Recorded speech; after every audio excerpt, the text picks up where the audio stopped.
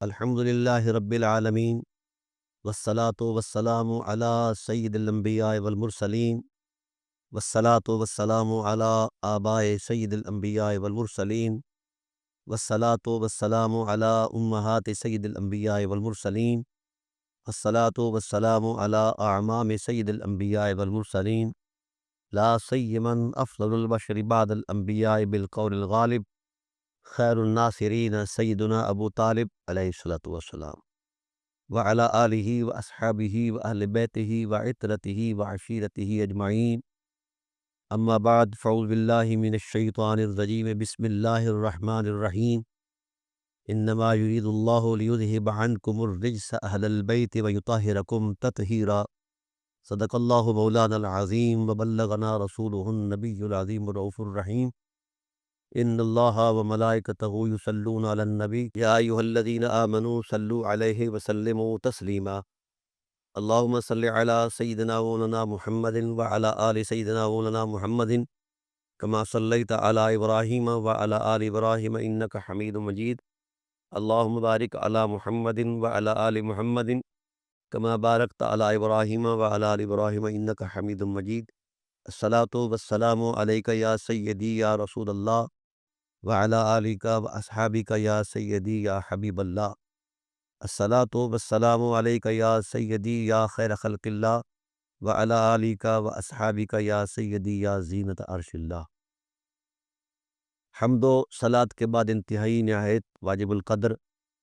حاضرین و ناظرین، بحمد اللہ تعالی آج ہم اس ذات والا صفات کا تذکرہ کرنے والے ہیں جس ذات والا صفات کو ہم کسی شخصیت یا تشخص کے پیمانے میں بیان نہیں کر سکتے۔ وہ اتنی بلند و بالا ذات والا صفات ہے کہ وہاں بلندیاں بھی سجدہ ریز ہیں، وہ اتنی احترام کے لائق ہے کہ وہاں احترام بھی اپنے وجود کی بھیک مانگتے ہیں، وہ اتنی تقدس مآب ذات ہیں کہ وہاں شان تقدس بھی اپنے وجود کی بھیک مانگتا ہے۔ وہ اس قدر عظمت مآب ہیں کہ عظمتیں بھی اپنے وجود کے لیے وہاں سرنگوں ہیں۔ تو حیا اور قلب و روح کی عظمتیں اس وقت عجیب سی کیفیت میں ہیں کہ ہم اس ذات والا صفات کا نام اپنے لبوں پر کس انداز میں پیش کریں۔ تو میں حضرت مولانا جامی رحمۃ اللہ تعالیٰ علیہ کی اس شعر کا سہارا لیتے ہوئے آگے بڑھتا ہوں۔ انہوں نے کہا کہ ہزار بار بشویم دہن بزمش کو گلاب، ہزار بار بشویم دہم دہن زمش کو گلاب، ہنوز نام تو گفتن کمال بے ادبیست۔ کہ اگر ہزار مرتبہ بھی میں اپنی زبان کو، اپنے منہ کو عطر اور گلاب سے دھو لوں تو پھر بھی ذات محمد صلی اللہ علیہ وآلہ وسلم کا نام لینا بے ادبی میں بڑا کمال ہے، بہت بڑی بے ادبی ہے۔ تو نام حروف سے مرکب ہوتا ہے یہ لفظ جو ہے، اور حروف اور لفظ کی ترکیب سے پہلے اس ترتیب اور ترکیب دینے والے کے ذہن کے اندر اس ذات کا تصور ہوتا ہے۔ لفظ تو صرف دال ہے، یہ لام میم میم ہا میم دال کہیں اور بھی مرکب ہو سکتے ہیں کسی اور تصور میں بھی الگ اعتبار سے، کیونکہ حروف تاجی ہیں۔ تو جس وقت یہ حروف مرکب ہوتے ہیں ذات محمد صلی اللہ علیہ وآلہ وسلم کی حرمت مآب شخصیت سے، تو پھر کائنات بھر کے ادب و نیاز کے دائرے سمٹ جاتے ہیں۔ یہاں یہ بات انتہائی قابل غور ہے کہ نام صرف دلالت کرتا ہے اور جو مدلول حقیقت ہے وہ ذات ہے۔ تو جب اتنی بڑی شخصیت کے مالک امام جامی رحمۃ اللہ تعالیٰ علیہ وہ گھبرا رہے ہیں کہ ذات پاک صلی اللہ علیہ وسلم کا نام اتنی بار منہ گلاب سے دھونے سے بڑا انتہائی مشکل ہے، تو پھر ذات تک پہنچنا، یہ تو نام تو دلالت کر رہا ہے ذات کی، تو ذات تک پہنچنا اور پھر ذات سے متعلق بات کرنا تو بہت تعجب خیز اور عظمت معراج ہے۔ تاہم جس ذات والا صفات کا نام یا تذکرہ ہم کرنے والے ہیں وہ تو صرف پیکر رسالت کا معاملہ ہی نہیں، وہاں تو اس معاملے میں تو وہ پیکر رسالت کا وہ عظیم حصہ ہے جسے زبان رسالت نے بضائے رسول کہا ہے، اور یہ مرکزی حصہ فطرت ہوتا ہے، تباہ ہوتا ہے۔ تو گویا سارا وجود اس کے مؤثرات اور اس کی طاقت سے چلتا ہے۔ تو بضائے رسول سیدۃ النساء العالمین حضرت فاطمۃ الزہرا صلوات اللہ تعالی علیہا کو زبان نبوت نے وہ مقام عطا فرمایا کہ اسے وجود رسالت کا بضع قرار دیا، حصہ قرار دیا، جگر قرار دیا۔ تو پھر وہاں تک ہماری فکر کی رسائی انتہائی ناممکن ہے اور محال ہے۔ لیکن چونکہ ہم اپنی طرف سے اپنے خیال کی دنیا سے اپنے تجربے، مشاہدے اور علم اور مطالعے کی صورت میں اگر کچھ بیان کرنا چاہیں تو یہ بہت چھوٹا معاملہ ہے ان کے وجود سے۔ تو ہم نے پھر جو روایتی علوم ہیں ان سے ہٹ کر ہم نے قرآن کریم کی آیات کا سہارا لیا ہے۔ آج ہم حضرت زہرا پاک صلوات اللہ تعالی علیہا کے مقام اور عرفان کو قرآن کریم کی روشن آیات کی روشنی میں پیش کریں گے، چونکہ اس سے آگے بڑھ کر ہماری بساط ہی نہیں ہے کہ ہم کیا کہہ پائیں اور کیا سنا پائیں۔ تو ناظرین محترم، میں چاہوں گا کہ جس طرح ہمارے لفظوں اور خیالوں میں ادب و نیاز کی ایک رونق ہوتی ہے، اس طرح سامعین بھی اپنے مسامع کے اندر، اپنے قوت سماعت کے اندر وہ ادب و نیاز اور قلب و روح کے اندر وہ گرمی محبت پیدا کر کے بیٹھیں گے تو یقیناً میں یہ سمجھتا ہوں کہ آپ کو فیضان ملے گا، زہرائی فیضان ملے گا انشاءاللہ العزیز۔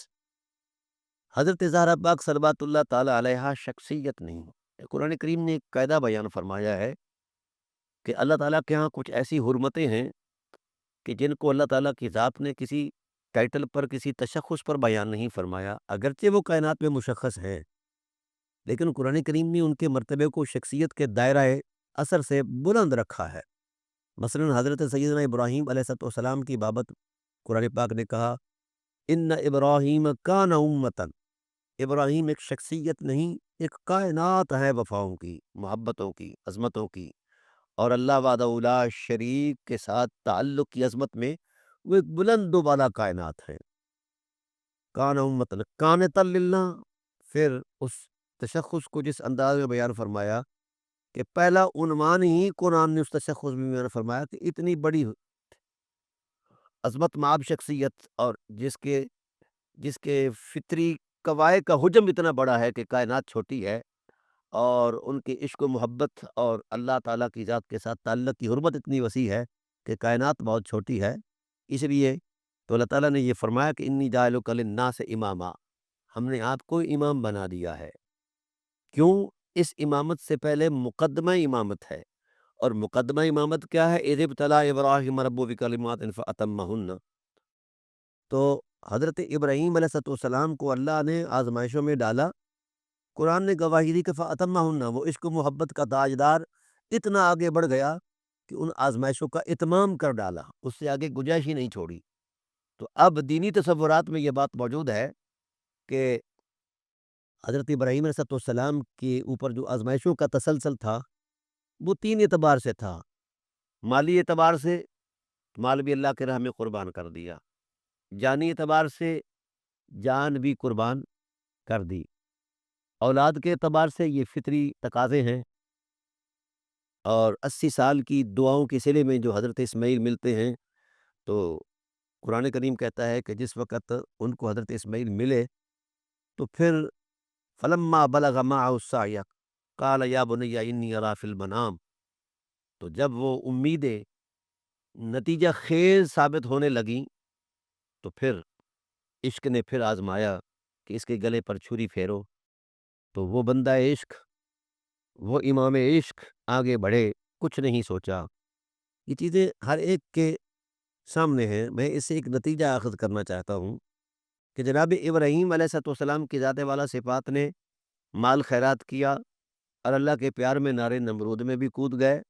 اور اللہ کے عشق میں حضرت ابراہیم علیہ السلام کی گروہ ناظرین پر چھری بھی چلا دی۔ یہ بات ایک حقیقت ہے اور کائناتی حقیقت ہے۔ تو ناظرین محترم، حضرت اسماعیل علیہ السلام کو حضرت ابراہیم علیہ السلام کے ذبح سے اللہ تعالیٰ کی ذات والا صفات نے جنت سے دمبا میں بھیج کر بچا لیا، اور قرآن کریم نے کہا وَتَرَكْنَا عَلَيْهِ فِي الْآخِرِينَ، اس فرط محبت کو اللہ نے قیامت تک کے لیے زندہ رکھا۔ یہ محبت کا وہ عنوان ہے جس کا نقشہ کائنات میں کہیں نہیں تھا۔ تو اس تصور میں جس وقت ہم دیکھتے ہیں کہ حضرت اسماعیل علیہ السلام کی ذات والا صفات کا تقدس اپنی شان میں ایک بڑا بلند و بالا ہے، اور حضرت ابراہیم علیہ السلام تو ویسے ہی جد الانبیاء ہیں، لیکن اس وقت اللہ کی محبت کی عظمت میں وہ جس راہ سے گزرے، جس عظمت ایثار سے گزرے،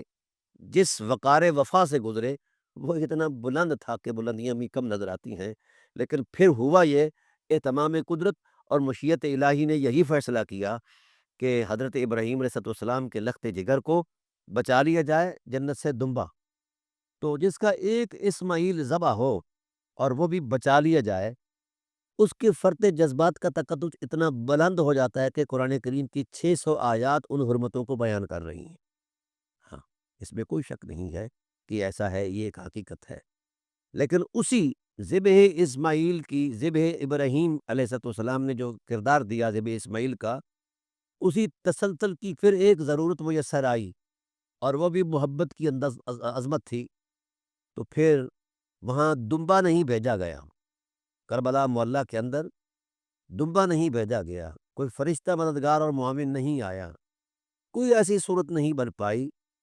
تو حضرت زہرا کے جتنے اسماعیل تھے وہ سب اللہ کی راہ میں ذبح ہو گئے اور قربان ہو گئے، اور دین کی بقا کے لیے عظمت وفا میں وہ نقطہ ارتکاز قائم کر دیا کہ قیامت تک وہ اسلام کی، اخلاق کی، اعلیٰ انسانیت کی وہ بنیاد قرار پایا، وہ حوصلے کی عظمت قرار پایا، وہ وقار کا تقدس قرار پایا، وہ دینی شعار کی حرمتوں پر ایثار کا ایک منبع قرار پایا۔ تو بھئی یہاں سارے اسماعیل ذبح ہوئے ہیں، وہاں ایک اسماعیل ذبح کے لیے لٹایا گیا، پھر اس کو بچایا گیا، ٹھیک ہے۔ تو اس ٹائٹل پر قدرت نے ان کو کہا انی جاعلک للناس اماما، ہم نے آپ کو انسانیت کا امام بنا دیا ہے۔ اس سے آگے چونکہ مرتبہ ہی نہیں تھا، تو لہٰذا حضرت ابراہیم علیہ السلام پوری انسانیت کے امام ہے اللہ تعالیٰ کی گواہی کے مطابق۔ اب میں اہل فکر کو دعوت فکر دیتا ہوں کہ جس کا اسماعیل شریر کے نیچے ضرور آیا ہے، اور قوت ارادی ابراہیم علیہ السلام نے اپنا اعجاز ضرور دکھایا ہے، مگر مشیت الہی نے اس کو ایسا روپ دیا کہ وہ محبت اور ایثار اور قربانیوں کا جو تقدس ہے اسے بھی دوام بخشا اور قبول فرمایا، اور یہ نہیں کہا کہ ذبح نہیں کیا گیا، لیکن اس کے باوجود بھی جناب والا ان کو بچا لیا گیا، حکمت الہی تھی۔ مگر کربلا معلیٰ کے اندر کسی کو بچایا نہیں گیا، نہ کوئی دمبا بھیجا گیا ہے، اور نہ ہی کوئی جناب والا فرشتہ آیا ہے معاونت کے لیے۔ تنہا زہرائی لال تھے جو اپنی گردنوں کے نذرانے پیش کر رہے تھے۔ تو اب جس کا ایک اسماعیل اس راہ سے گزرے اور وہ بھی محفوظ کر لیے جائے، اس کو انسانیت کا امام بنایا جاتا ہے، اس کا یہ وقار ہے، ٹائٹل ہے۔ اور جس کے سارے اسماعیل ذبح کر دیے جائیں اور تپتی ہوئی ریت پر ان کے لاشوں پر گھوڑے دوڑائے جائیں، وجودوں کے ریزے ریزے اور ذرے ذرے کر دیے جائیں، پھر اس ماں کے حوصلے کو سلام نہیں، جس ماں نے یہ لال دیے ہیں امت کو کہ جب وقت آئے وقار دین پر تو یوں دین میں اپنے آپ کو پیش کر دینا، جس طرح میرے حسین نے کیا ہے، جس طرح ان کے بچوں نے کیا ہے، جس طرح زینب کے بچوں نے کیا ہے۔ تو یہ سارا اثاثہ جو باقیات صالحات کا ٹائٹل رکھتا ہے قرآن کریم کی آیات کے مطابق، یہ سارا اثاثہ کس کا ہے؟ اس کا مرث اعلیٰ کون ہے؟ یہ حضرت زہرا صلوات اللہ تعالیٰ علیہا کا اثاثہ ہے۔ اب ہم وہاں یعنی انسانیت کے لیے امامت کا ٹائٹل تو قرآن نے وہاں بیان کر دیا ہے، اب اس کے لیے کون سے مرتبے کا انتخاب کرے، کس مرتبے کے تصور میں اس حقیقت کو پیش کرے؟ تو بہرحال اتنی بڑی ذات والا صفات جس کے حوصلے کی حرمت کو قرآن بیان کرتا ہے، جس کے صبر اور استقامت کے تقدس کو خدا ذوالجلال گواہ بن کر بیان کر فرماتے ہیں، اور جن کی حرمت کو، جن کی چار دیواری کو اللہ نے آیات سے ڈھانپ دیا ہے۔ کیا خوبصورت وہ چار دیواری ہے، وہ حرم ہے کہ جس کا طواف کرنے جبرائیل آیا کرتے تھے اور وہاں آ کر اپنی نیاز مندیوں کا اظہار کیا کرتے تھے۔ اب میرے جیسا ایک نکارہ آدمی، نااہل آدمی، ایک جاہل آدمی اس وقار کے تقدس مآب تصورات کو کہاں سے شروع کرے اور کہاں پر جا کر روک دے، یہ میرے بس کی بات نہیں۔ ایک قرآنی قاعدہ عرض کر دیتا ہوں ابتداً، چونکہ بحمد اللہ تعالیٰ میں نے یہ 3-4 پروگرام کرنے ہیں، تو اس حوالے سے میں چاہوں گا کہ تمہیدی طور پر ہمارا ایک ذہن بن جائے کہ ہم کہاں جانا چاہتے ہیں، ہمارے ذہن کی پرواز کیا ہے، اور قوت پرواز میں جو نشان منزل ہے وہ کیا ہے، تاکہ ہمیں اپنی مسافت کا اندازہ ہو پائے۔ قرآن کریم کے اندر بڑی معروف آیت کریمہ ہے اور تمام لوگ اسے پڑھتے ہیں، تمام مکاتب فکر پڑھتے ہیں۔ ان اللہ و ملائکتہ یصلون علی النبی، یقیناً اللہ اور اس کے فرشتے نبی کی ذات پر درود بھیجتے ہیں۔ اے ایمان والو، یا ایھا الذین آمنوا صلوا علیہ وسلموا تسلیما، تم بھی خوب خوب سلام کا نذرانہ پیش کرو اور صلاۃ کی عظمت پیش کرو۔ تو ناظرین محترم، جب ہم نے آیات کے مقتضاءات میں اور تصورات حرمت میں جس وقت ہم نے غور کیا، تو ہماری عقل جو ہے وہ کانپنے لگ گئی کہ پروردگار عالم، یہ کیا معاملہ ہے تیری بارگاہ سے؟ تو علی کل شیء قدیر ہے، خلاق کائنات ہے، بے نیاز ذات ہے، لیکن اس مرتبہ عظمت پر تیرا تکلم مبارک جو ہے اتنا بلند ہے کہ بلندیاں سجدہ ریز نظر آتی ہیں۔ تو ناظرین محترم، تھوڑا سا ہم اس میں غور کرتے ہیں۔ جو ہی یہ بات، یہ آیت نازل ہوتی ہے تو اصحاب رسول اللہ الرضوان نے دربار رسالت میں عرض کر دی کہ یا رسول اللہ، جہاں پناہ عالم، آپ پر قرآن نازل ہوا اور حکم صلاۃ نازل ہوا، ہم سلام کے طریقے سے تو واقف ہیں، علمنا الصلاۃ، ہمیں تعلیم فرماؤ صلاۃ کیا ہے۔ اللہ اکبر۔ اب سید عالم صلی اللہ علیہ وآلہ وسلم صاحب وحی ہیں، جو وحی آپ کے سینے پر نازل ہو رہی ہے، جو عرفان علم نشرہ کے سینے پر نازل ہو رہا ہے، اس عرفان کی جو معرفت ہے وہ دے رہے ہیں، نبوت کی سچی اور سچی زبان سے دے رہے ہیں، اور کس انداز میں دے رہے ہیں، یہ عقل سے ورا ہے۔ حدیث کے الفاظ ہے فَلَبِثَ مَلِيًّا، حضور نبی کریم صلی اللہ علیہ وسلم کچھ دیر کے لیے رک گئے کہ پروردگار عالم، میرے صحابہ کا سوال بہت بڑا ہے، اب ان کے اس سوال پر میں کس انداز کا جواب پیش کروں؟ تو اس وقت چونکہ جو کچھ القاء ہوا، نازل ہوا، تو علم نشرح کے سینے نے اپنی وسعتوں کے باوجود بھی اسی چیز کو محسوس کیا کہ یہ اتنا حرمت مآب پیغام ہے، اتنا حرمت مآب اور تقدس مآب یہ الفاظ ہیں کہ ان کا احاطہ نہ عقل کر سکتی ہے، نہ شعور کر سکتا ہے۔ تو اس واسطے پروردگار عالم، اب میں کہاں سے شروع کروں؟ میں تو جانتا ہوں کہ جو تو نے نازل فرمایا، کیونکہ حضور سید عالم صلی اللہ علیہ وسلم کی یہ عادت مبارکہ تھی، جس وقت آپ پر قرآن نازل ہوتا تو آپ تبسم فرما کے فرماتے علم تو و فہم تو۔ جب اسرار نازل ہوتے حضور کی ذات پر، الف لام میم ہا میم کاف ہا یا عین صاد، یہ اسرار الہی نازل ہوتے تو بھی آپ اتنا فرما دیتے، لیکن چونکہ وہ متشابہات تھے اور عقل، فکر، شعور کے دائروں سے بلند سے،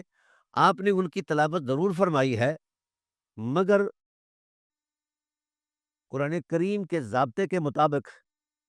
ان کو اس انداز میں، یعنی جس طرح عام لفظوں کی تعبیر اور تفسیر ہوتی ہے، وہ آپ نے صرف صاحبان اسرار کو بیان فرمایا ہے، ہر آدمی کو اس کو بیان نہیں فرمایا۔ تو جس وقت یہ مرتبہ صلاۃ کا نزول ہوا کہ خدائے ذوالجلال والاکرام نے حضرت رسول کریم صلی اللہ علیہ وآلہ وسلم پر جو صلاۃ نازل فرمائی ہے، یہ کس شان کی صلاۃ ہے، تو حضور صلی اللہ علیہ وسلم رک گئے کہ اب اللہ اذن دے گا کس انداز میں میں ان کو صلاۃ کی تعلیم دوں۔ اللہ جو القاء کرے گا، جو حکم دے گا، جو فرمائے گا، اس انداز عظمت کے ساتھ میں ان کو صلاۃ کی تعلیم دوں گا۔ تو کچھ دیر رکے تو پھر وحدہ لا شریک نے وہی فرمائی کہ میرے حبیب، مرتبہ صلات اتنا بلند ہے، معنی صلات بھی اتنی وسعت ہے کہ بے شک قرآن پاک کے اندر آسمان کی وسعت کا بیان فرمایا گیا ہے، وَالسَّمَاءَ بَنَيْنَاهَا بِأَيْدٍ وَإِنَّا لَمُوسِعُونَ وَالْأَرْضَ فَرَشْنَاهَا فَنِعْمَ الْمَاهِدُونَ وَالْأَرْضَ فَرَشْنَاهَا فَنِعْمَ الْمَاهِدُونَ وَإِنَّا لَمُوسِعُونَ وَالسَّمَاءَ بَنَيْنَاهَا بِأَيْدٍ وَإِنَّا لَمُوسِعُونَ۔ آسمان کو جب سے بنایا گیا ہے تب سے اس کو وسعت دی جا رہی ہے، اللہ فرماتے ہیں ہم اس کو وسیع کر رہے ہیں۔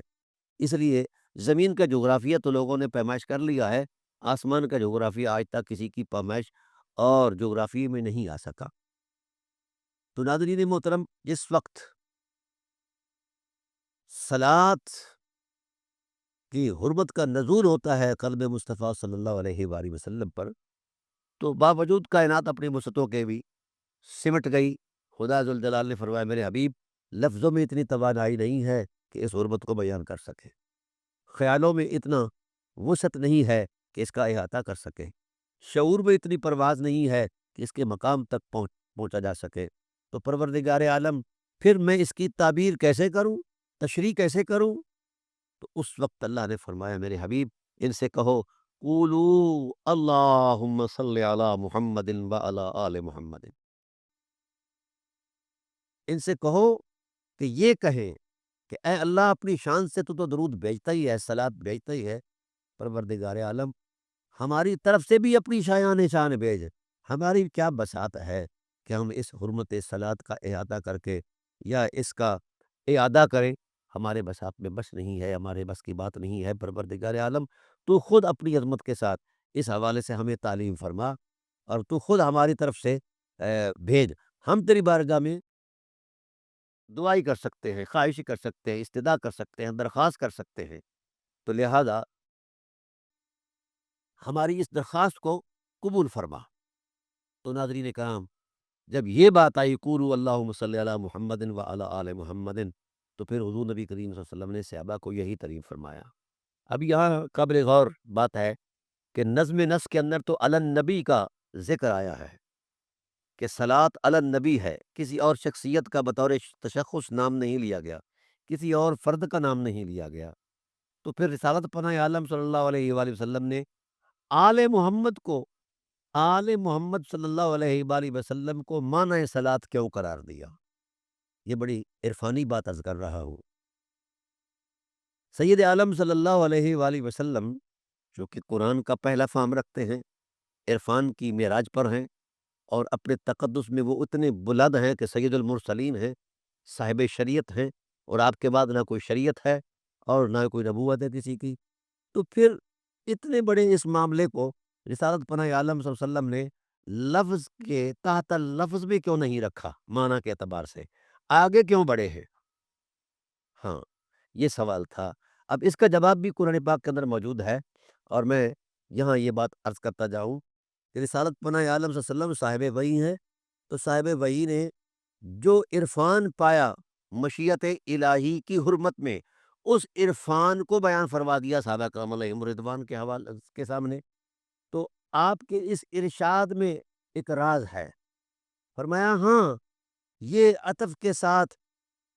اپنے فرد ہونے کے اعتبار سے الگ تشخص تو ہے، آل محمد کے افراد کا الگ تصور تو ہے، لیکن ہے میری امت مت سمجھنا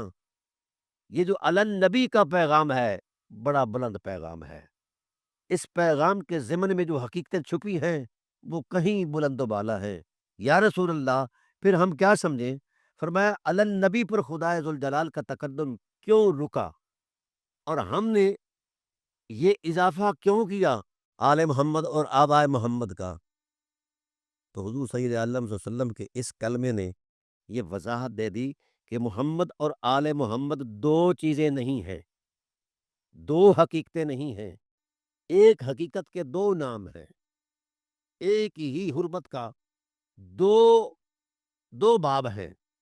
کہ وہ میرے وجود کا حصہ ہے، جو میرے وجود کا حصہ ہوں وہ میرا ہی وجود ہوا کرتا ہے۔ لہذا علی النبی کے اندر مشیت الہی نے صرف میرے تشخص کو نہیں سامنے رکھا، بلکہ میری آل بھی اسی کی مشیت کے تسلسل میں ایک میرے وجود کا حصہ ہے۔ اور رہا آبائے محمد کما صلی تعالیٰ ابراہیم، وعلی آل ابراہیم انک حمید مجید، تو میں ان کے وجودوں کا حصہ ہوں، کیونکہ وہ میرے پیکر عصمت کا مصدر فطرت رہے ہیں، مخزن عصمت رہے ہیں۔ تو لہذا جن جن راہوں سے میں گزرا ہوں ان پر بھی اللہ کا درود بھیجو، اور جو میرے وجود سے جو پیکران عصمت میں نے وجود پایا ہے ان کے تقدس پر بھی وجود بھیجو۔ تو لہذا یہ کوئی الگ سے کوئی تقسیم نہیں ہے۔ ہاں، نبوت کا اعزاز اور ختم نبوت کا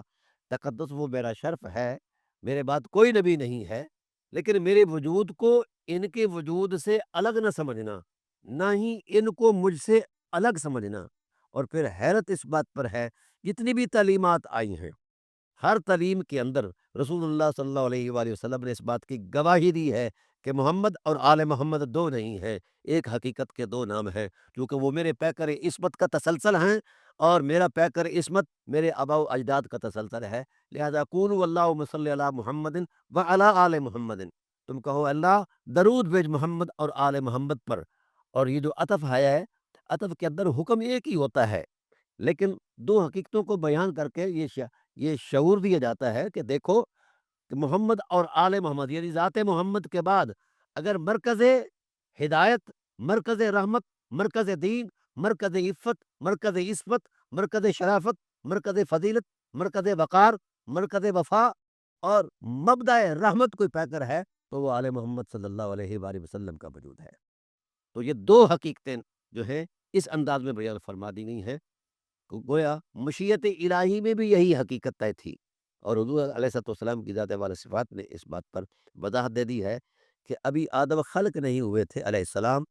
ان کی تخلیق سے بھی 14-15 ہزار سال پہلے اللہ وحدہ لا شریک نے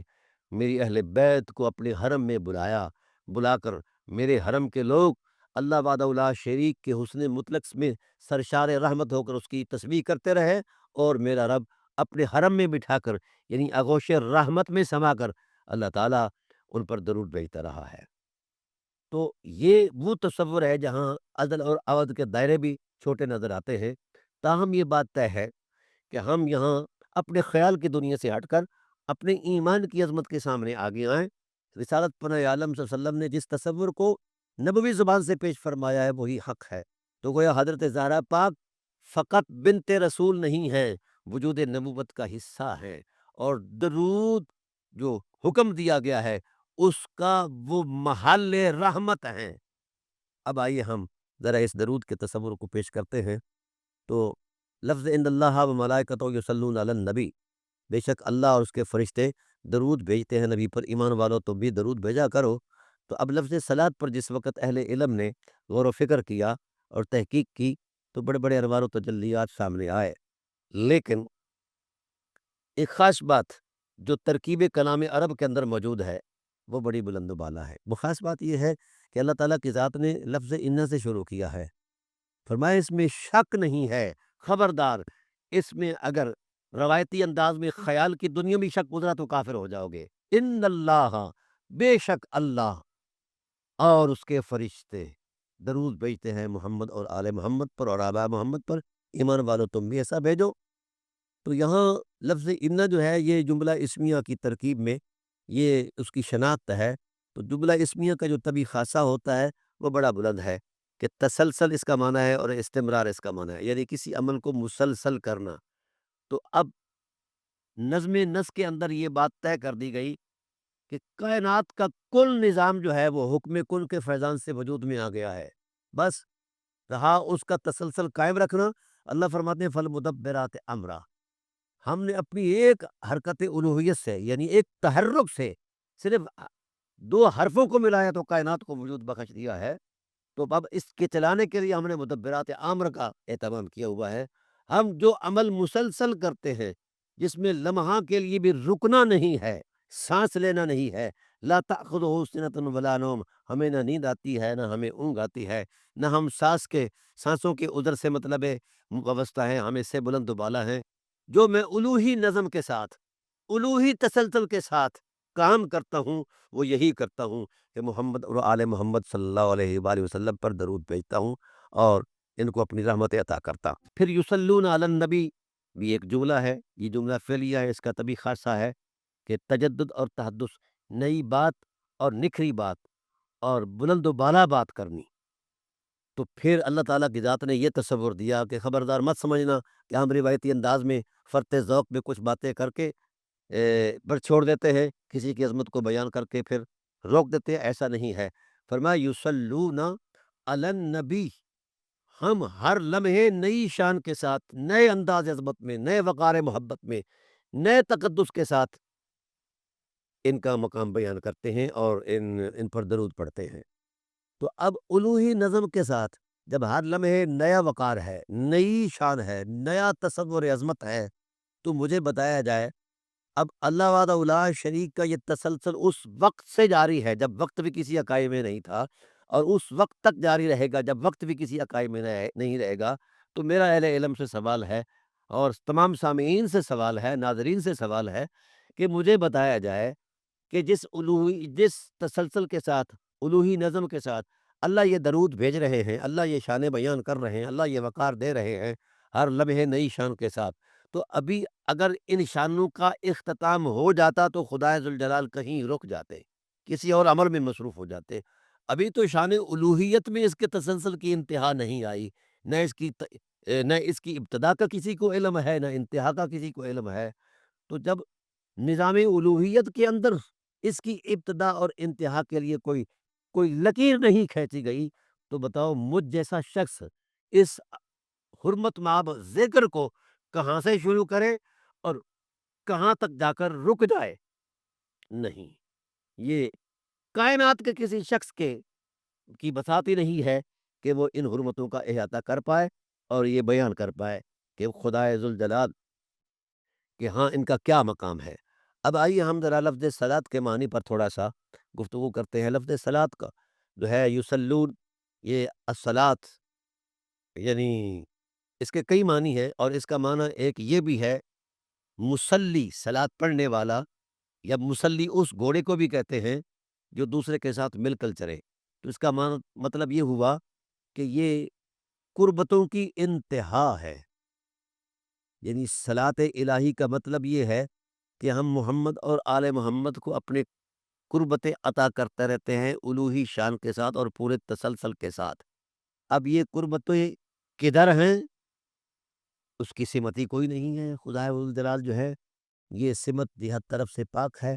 بس وہ بلند ہے، سبحان ربی الاعلی، وہ بلند ہے، اس کی بلندی کا تصور کیا ہے یہ کوئی کر ہی نہیں سکتا۔ تو جس شان سے اللہ اپنی الوہی نظم کے ساتھ، الوہی وقار کے ساتھ یہ قربتیں بڑھا رہا ہے، آپ ان کے قریب ہو رہا ہے اور ان کو اپنے قریب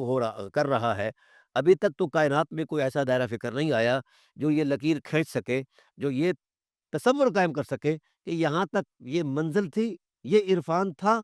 اور یہ علو تھا، یعنی بلندی تھی، تو یہاں تک پہنچے اور یہاں تک یہ مسافت تھی، اور اس کا جو ہے نا سفر اتنے بٹا اتنے ہے، یہ ابھی تک تو کائنات میں کوئی کسی نے نشاندہی نہیں کی، نہ کوئی کر سکتا ہے۔ تو الوہی نظم کے ساتھ اہل بیت علیہ السلام کے وقار کو اللہ تعالیٰ کی ذات والا صفات بیان کر رہے ہیں، اور زہرا پاک تو اس عنوان میں ایک خاص مقام رکھتی ہیں۔ اہل بیت کے تمام نفوس قدسیہ میں جو وقار، جو تصور عظمت حضرت زہرا پاک کے ٹائٹل پر ہے وہ کسی کا نہیں ہے۔ ہاں، ہر ایک کی شان الگ ہے۔ مولا کائنات کو نفس رسول کہا، سبحان اللہ، اور حسنین کریمین کو جناب والا سبت رسول کہا گیا، یا یوں کہ خوشبو رسول کہا گیا، بہت کچھ ہے کہنے کے لیے، لیکن یاد رکھیے جو تصور حضرت زہرا پاک کے حصے میں آیا ہے وہ بڑا عجیب ہے، بڑا ہی عجیب ہے۔ اس پر نہ گفتگو ہو سکتی ہے، بس اس پر ایمان ہی لانا ضروری ہے۔ میں یہ سمجھتا ہوں کہ اہل علم، اہل عرفان غور و فکر کے دائروں کو سمیٹ کر ایک طرف ہو جائیں، صرف ایمان لے آئیں ان حرمتوں پر۔ خدائے ذوالجلال نے ان کے تقدس کو جس شرف کے ساتھ بیان فرمایا ہے، زبان رسالت نے جس وقار کے ساتھ بیان فرمایا ہے، بس یہیں رک جائیں، انہی لفظوں پر رک جائیں، اس میں غور و خوض کی ضرورت نہیں، اور انہی لفظوں کی حرمت پر ایمان لانا واجب اور ضروری ہے۔ تو ناظرین محترم، یہاں تک تو تھا ایک چھوٹا سا ایک معروضی جائزہ کہ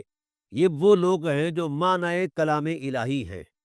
اور وجود نبوت کا حصہ ہے، اور جن کے تقدس کو بیان کرتے ہوئے اللہ نے اپنا الوہی تسلسل جو ہے وہ سامنے پیش کیا ہے کہ ہم الوہی نظم اور الوہی تسلسل کے ساتھ ان پر درود بھیجتے ہیں اور ان پر صلات بھیجتے ہیں۔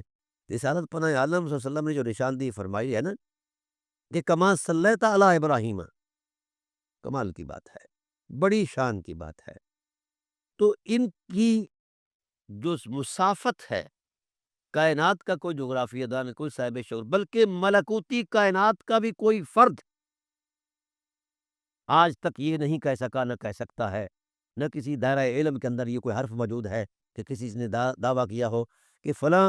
اتنے اتنے اتنے نظم محبت میں ہے اور فلاں اتنا قرب رکھتا ہے، فلاں اتنا قرب رکھتا ہے۔ نہیں،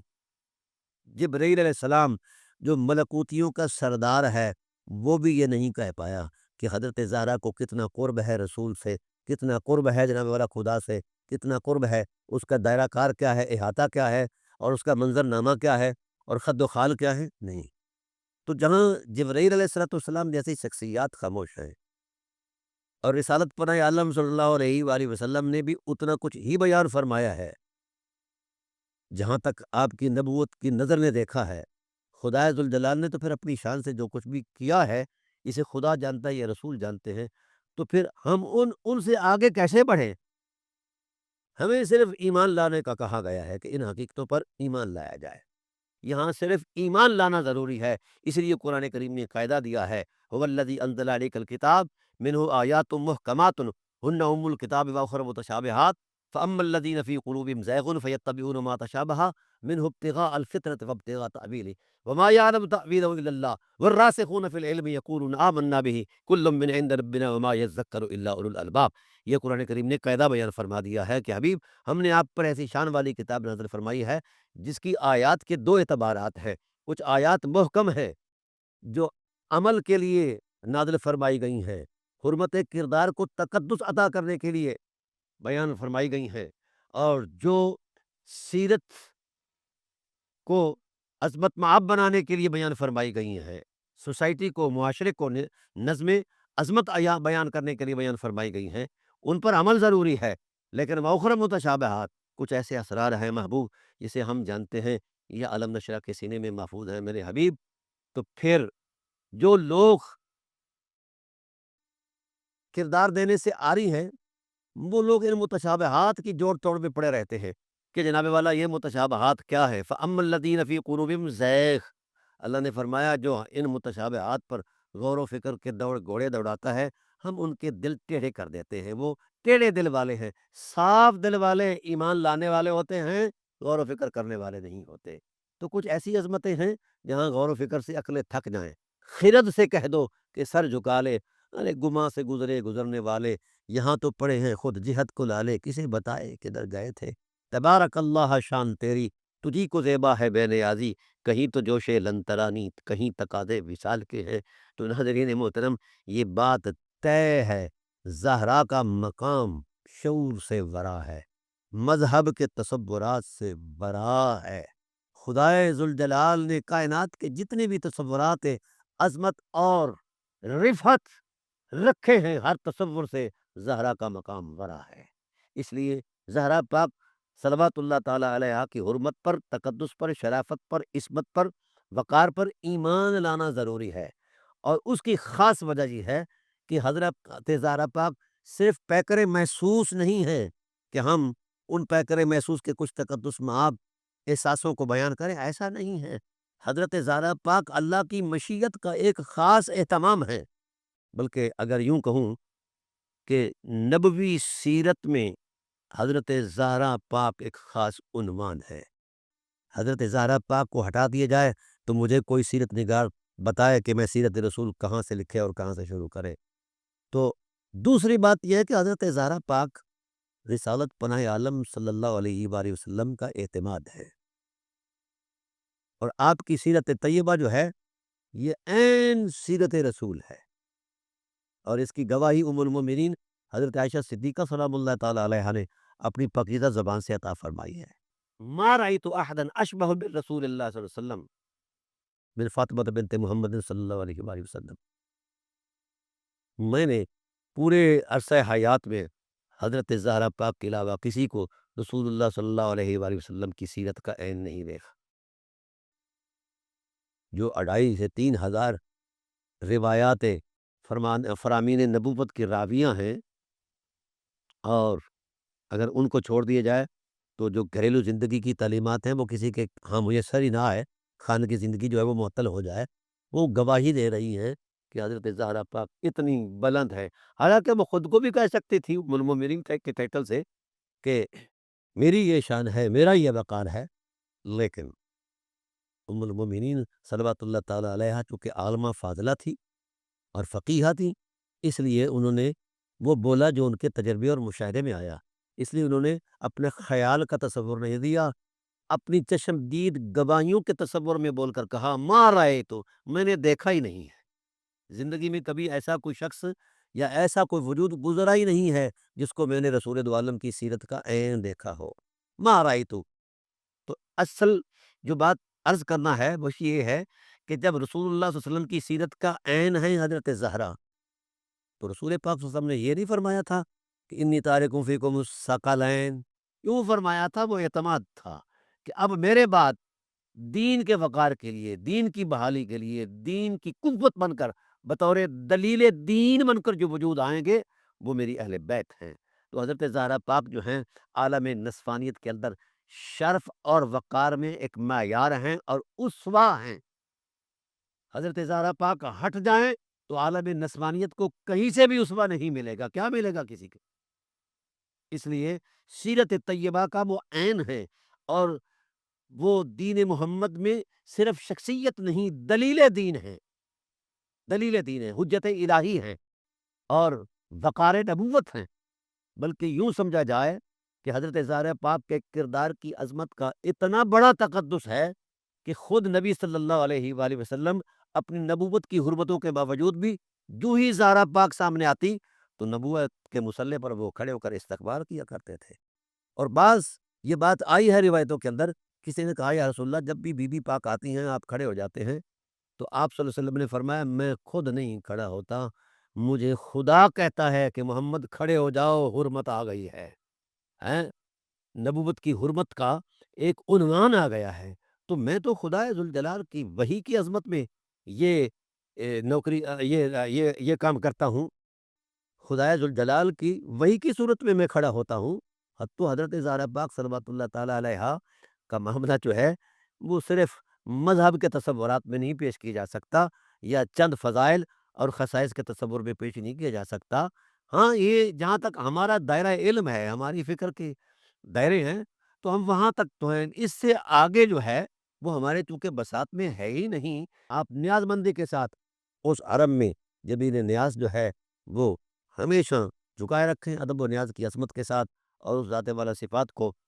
پر درود پڑھا کریں، اور ساتھ ساتھ یہ بھی ہے کہ اپنے گھروں کے ماحول کے اندر اپنی بیٹیاں، اپنی مائیں اور اپنی بہنیں جو ہے ان کے سامنے یہ حرمت مآب سیرت پیش کرتے رہا کریں، جس سے ان کی سیرت میں نکھار آئے گا، ان کی اخلاق میں بلندی آئے گی، ان کے کردار میں تقدس آئے گا، اور ان کی زندگی میں شرف آئے گا۔ پھر ان کی آگے زندگیاں آگے پھر وہ حضرت زہرا پاک کی اسوہ کا اعلان بنے گی۔ چاہیے تو یہ تھا کہ ہم حضرت زہرا پاک کو اپناتے، گھروں کے اندر اپناتے، لیکن ہم نے بحث شروع کر دی ہے، یہ بحث فضول ہے۔ اس لیے جس طرح رسالت پناہ عالم صلی اللہ علیہ وسلم کی ذات پر ایمان لانا واجب ہے، حرمت زہرا پر بھی ایمان لانا واجب ہے۔ بقیہ انشاءاللہ اگلی نشست کے اندر ہم پیش کریں گے۔ وما علینا الا البلاغ۔